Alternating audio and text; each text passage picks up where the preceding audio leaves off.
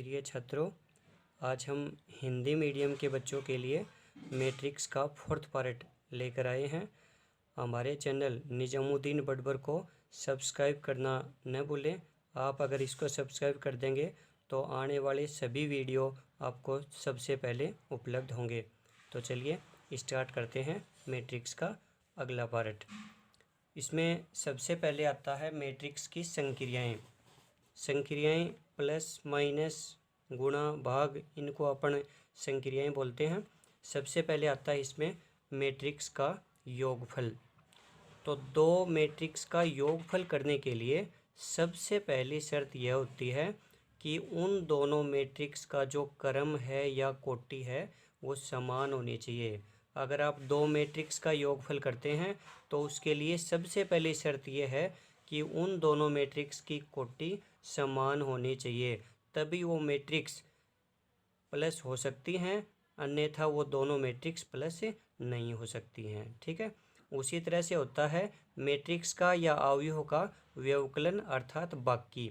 व्यवकलन के लिए भी वही शर्त होती है। क्या शर्त होती है? अर्थात दोनों मैट्रिक्स का जो क्रम है या कोटि है वो क्या होनी चाहिए? समान होनी चाहिए। तो ही मैट्रिक्स का जोड़ और बाकी हो सकता है, अन्यथा मैट्रिक्स का जोड़ और बाकी नहीं हो सकता है। ठीक है। उसके बाद आता है अवयवों का किसी अदिश संख्या n से गुणन। यानी कोई मैट्रिक्स है उसको किसी अदिश राशि या किसी अचर राशि से जब अपन गुणा करेंगे तो क्या होगा। जैसे एक उदाहरण लेते हैं अपन। जैसे कि एक उदाहरण है, ये मैट्रिक्स है ABCD और इसको किसी अचर राशि n से गुणा करना है। तो ये जो अचर राशि है n, ये मैट्रिक्स के प्रत्येक अवयव के साथ गुणा हो जाएगी। जैसे n को इस मैट्रिक्स से गुणा करें तो क्या हो जाएगा? NA, NB, NC, ND। इस तरह से जब भी किसी मैट्रिक्स को किसी अचर राशि से गुणा किया जाता है तो वो अचर राशि मैट्रिक्स के प्रत्येक अवयव के साथ गुणा हो जाती है। ठीक है। अब चलिए अपन कुछ क्वेश्चन लेते हैं इस पे आधारित। सबसे पहला क्वेश्चन आता है, यदि A मैट्रिक्स ये है और B मैट्रिक्स ये है तो दोनों मैट्रिक्स का योगफल और व्यवकलन यानी बाकी करना है। पहले दोनों का प्लस करना है, फिर दोनों को माइनस करना है। ठीक है। तो चलिए अपन दोनों मैट्रिक्स को प्लस करते हैं। A प्लस B निकालते हैं। सबसे पहले A मैट्रिक्स ये है जो आपको दी हुई है और B मैट्रिक्स ये है जो आपको दी हुई है। तो यहाँ पे A और B दोनों मैट्रिक्स रख करके और इनका योगफल अब करेंगे। योगफल कैसे होता है वो देखिए।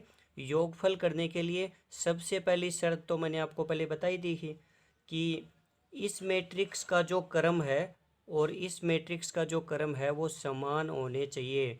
इस मैट्रिक्स का क्रम कितना है? देखो, इसमें 2 तो पंक्ति हैं और 3 स्तंभ हैं, तो इस मैट्रिक्स का क्रम है 2 गुणा 3। और इस मैट्रिक्स का क्रम भी कितना है? 2 गुणा 3। ठीक है। जब आप मैट्रिक्स का क्रम लिखते हैं तो ध्यान रखिए, पहले हमेशा पंक्तियों की संख्या आती है और फिर स्तंभों की संख्या। तो इस मैट्रिक्स का क्रम भी 2 गुणा 3 है और इस मैट्रिक्स का क्रम भी 2 गुणा 3 है। ठीक है। इसलिए इन मैट्रिक्स का योगफल हो सकता है। अब योगफल करते कैसे हैं वो देखिए। जो पहला अवयव है वो पहले अवयव के अंदर ही प्लस होगा और दूसरा अवयव है वो दूसरे अवयव के अंदर ही प्लस होगा और तीसरा अवयव है वो तीसरे अवयव के अंदर ही प्लस होगा। ठीक है। इसी तरह जो संगत अवयव हैं वो प्लस हो जाएंगे। ठीक है। तो पहले अवयव को दूसरे अवयव के अंदर जब प्लस करते हैं तो आएगा -3 + 3। फिर दूसरा अवयव दूसरे अवयव के अंदर प्लस करेंगे तो 2 + 5। तीसरा अवयव तीसरे अवयव के अंदर प्लस करेंगे तो 1 - 2। ठीक है। इस तरह से आप संगत अवयव हो उनको प्लस कर दोगे। तो प्लस करने से यहाँ क्या आ गया? देखो, -3 + 3 तो हो गया 0, 1 - 1 हो गया 0, 2 + 5 हो गया 7 और -4 + 4 हो गया 0 और 1 - 2 हो गया -1 और 7 - 2 हो गया 5। इस तरह से ये हो गया दोनों मैट्रिक्स का योगफल। ठीक है। उसके बाद आपको दोनों मैट्रिक्स का क्या करना है? व्यवकलन या बाकी। ठीक है। उसके बाद दोनों मैट्रिक्स का व्यवकलन या बाकी करना है आपको। तो उसके लिए देखिए, ये आपकी ए मैट्रिक्स थी, ये आपकी बी मैट्रिक्स थी, और अब दोनों को माइनस करना है। तो माइनस भी आप उसी तरह से करेंगे। सबसे पहली शर्त तो क्या होती है माइनस करने के लिए, कि उनकी कोटि या क्रम जो है वो सेम होना चाहिए। तो ये भी 2 × 3 क्रम की है और ये मैट्रिक्स भी 2 × 3 क्रम की है, इसलिए इनके जो क्रम है वो समान है, तो इनका माइनस हो सकता है।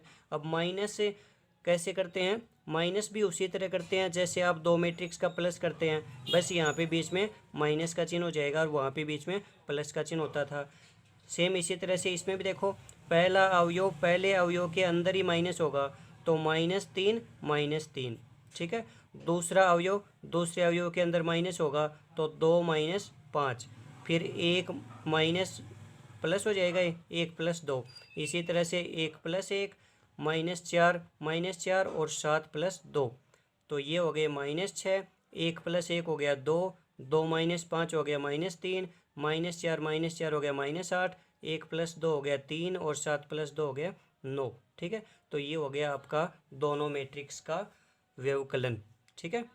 अगला क्वेश्चन है आपका 2 नंबर, यदि ये ए मैट्रिक्स है, ये बी मैट्रिक्स है, तो आपको मैट्रिक्स सी ज्ञात करनी है, जहाँ पे आपको एक संबंध दे रखा है, एक रिलेशन दे रखा है, a + 2b + c = 0, ठीक है।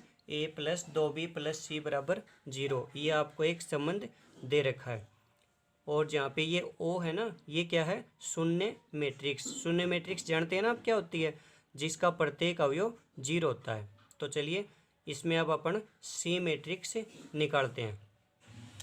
तो यहाँ पे देखिए आपको एक संबंध दिया था a + 2b + c = 0, तो इसमें ए मैट्रिक्स आपको दे रखी है क्वेश्चन के अंदर, ए मैट्रिक्स जो दे रखी थी वो ए की जगह रख दी, और बी मैट्रिक्स जो दे रखी थी वो बी की जगह रख दी, और 2 आपका बाहर था ही, और सी मैट्रिक्स आपको निकालनी है, और बराबर में क्या है, 0 मैट्रिक्स, ठीक है। तो ए मैट्रिक्स ऐसे की ऐसे है, उसके बाद ए मैट्रिक्स जो आपकी है ये ऐसे की ऐसी है, और ये 2 अंदर जाएगा तो सभी अवयवों के साथ गुणा हो जाएगा, तो क्या हो जाएगा, 4 2 -2 2 4 0 और प्लस सी = 0, यानी इसमें क्या कर दिया, 2 को अंदर सभी अवयवों के साथ गुणा कर दिया।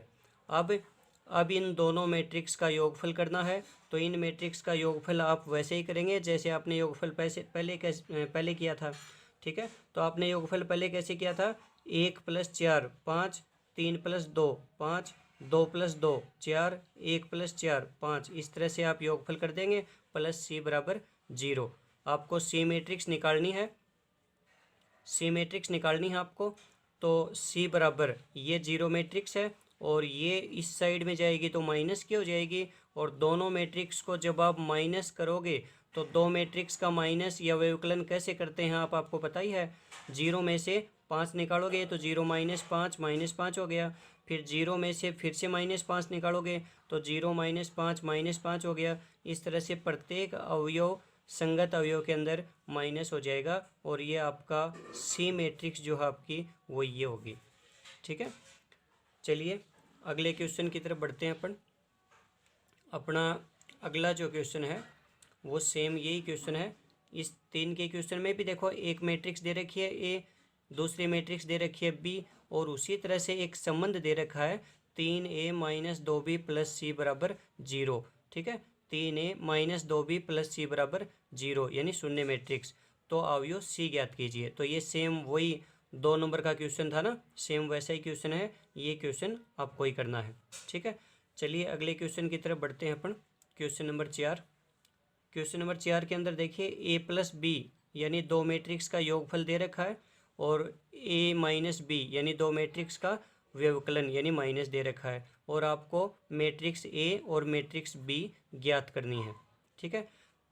तो आपको a + b बराबर ये मैट्रिक्स ये 1 नंबर समीकरण ले लेते हैं, और a - b जो दे रखा है इसको 2 नंबर समीकरण ले लेते हैं, ठीक है। तो आप इन दोनों समीकरणों को हल करके मैट्रिक्स a और मैट्रिक्स b निकालेंगे, ठीक है। आपको याद होगा, आप कोई भी इस तरह के 2 समीकरण होते हैं तो उनको कैसे हल करते हैं, ठीक है। x + y = 2 और x - y = 4, इनको अपन कैसे हल करते हैं, इनको प्लस कर देते हैं, ठीक है। तो प्लस करोगे तो y से y कैंसिल हो गया, और 2x बराबर हो गया 6, या x बराबर हो गया 6/2, तो x का मान आ गया 3। ठीक है, सेम इसी तरह से इन दोनों समीकरणों को हल करेंगे। तो इन दोनों समीकरणों को जब आप जोड़ दोगे ना, योगफल करोगे, तो b से b कैंसिल हो जाएगा और a जुड़ के 2a हो जाएगा। इसी तरह से इस पक्ष के अंदर ये दोनों मैट्रिक्स भी प्लस हो जाएंगी। ठीक है, और ये दोनों मैट्रिक्स प्लस होने के बाद क्या आ जाएगा, आप जानते हैं दो मैट्रिक्स का प्लस कैसे करते हैं, वैसे ही करोगे आप। -7 के अंदर 3 को प्लस करोगे, 0 के अंदर -2 को प्लस करोगे, 2 के अंदर 0 को प्लस करोगे और -5 के अंदर 3 को प्लस करोगे। ठीक है, तो ये प्लस करने से आपका ये मैट्रिक्स आएगी 2a के बराबर, -4 2 -2 -2। और ये जो 2 है, इस 2 को जब आप इस साइड में लेके जाएंगे तो ये हो जाएगा 1/2। ठीक है, और 1/2 को अंदर गुणा करोगे तो सभी अवयवों के साथ 1/2 गुणा होगा। तो 1/2 गुणा -4 -2 हो गया, 1/2 गुणा 2 1 हो गया, 1/2 गुणा -2 -1 हो गया, 1/2 गुणा -2 -1 हो गया। इस तरह से ये जो मैट्रिक्स है ये हो गई मैट्रिक्स ए। अब आपको मैट्रिक्स बी निकालनी है। देखो ए मैट्रिक्स आपके पास आ चुकी है, अब आपको बी मैट्रिक्स निकालनी है। तो आप एक तो इस तरह से निकाल सकते हैं, देखो ये जो समीकरण नंबर 1 था ना, इसमें ए मैट्रिक्स की जगह ए मैट्रिक्स रख दो।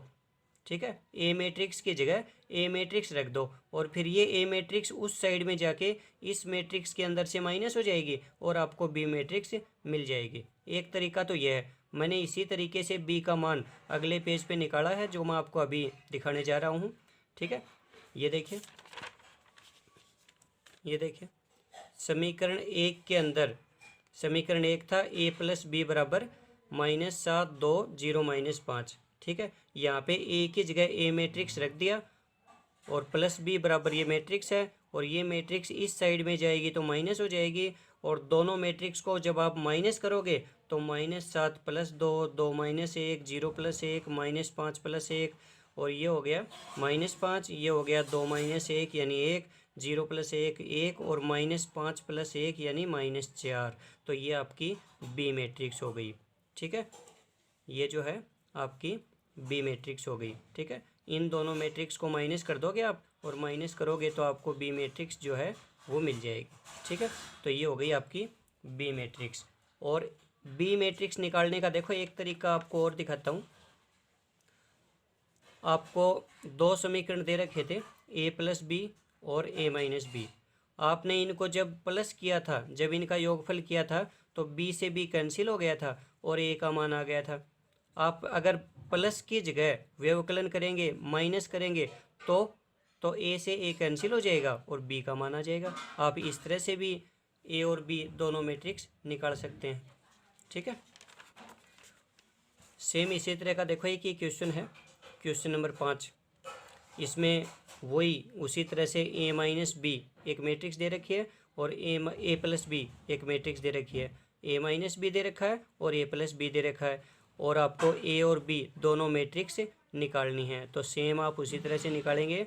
एक बार तो दोनों मैट्रिक्स को प्लस कर दोगे तो b से b कैंसिल हो जाएगा और 2a यानी a का मान आ जाएगा, और एक बार दोनों को माइनस कर दोगे तो उस माइनस करने से a से a कैंसिल हो जाएगा और b का मान आ जाएगा। ठीक है, सेम ये जो 5 का क्वेश्चन है ना, ये सेम क्वेश्चन नंबर 4 जैसा ही है, ये आपको ही करना है। ठीक है, ये था मैट्रिक्स का 4th पार्ट। ध्यान रखना बच्चों, ये क्वेश्चन आपको ही करना है, और ये था अपना 4th पार्ट।